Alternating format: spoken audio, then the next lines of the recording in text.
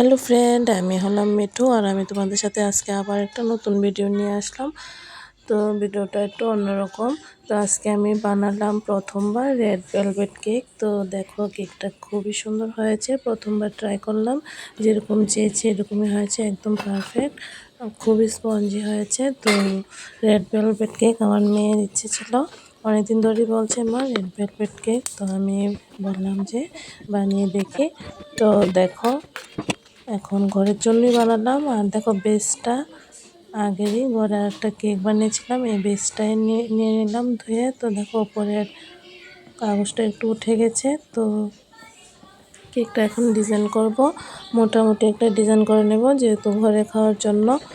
আর দেখো প্রথমে আমি ক্রিম দিয়ে সেট করে, আর এটা ফ্লেভারটা দিয়েছি স্ট্রবেরি। তো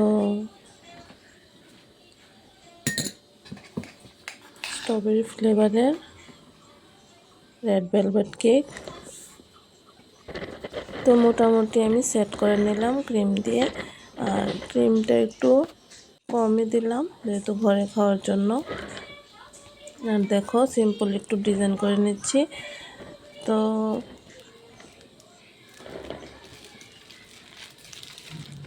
মোটামুটি আমার ডিজাইন হয়ে গেছে। আর রেড ভেলভেট কেকের যে উপরের কাটা অংশ থেকে একটু রেখে দিয়েছিলাম, তো এটাকে গুঁড়ো করে দেখো চারিদিকে একটু ডিজাইন করে নিচ্ছি, আর হাত দিয়ে একটু গুঁড়ো করে নিলাম।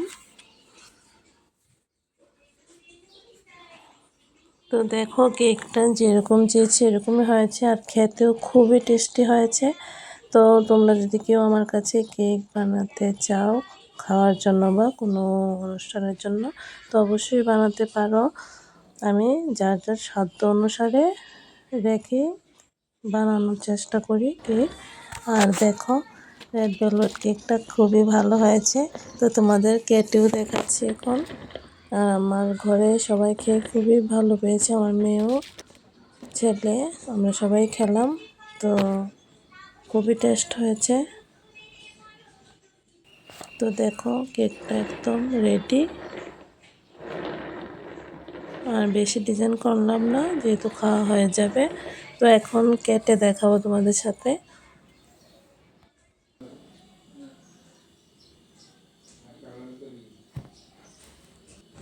তো দেখো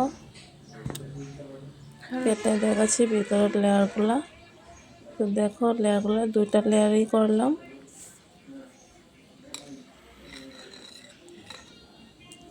খুবই ভালো হয়েছে কেকটা, খেতে যেমন টেস্ট হয়েছে, আর কালারটাও পুরো যেরকম চেয়েছে এরকমই হয়েছে, একদম লাল টকটকে।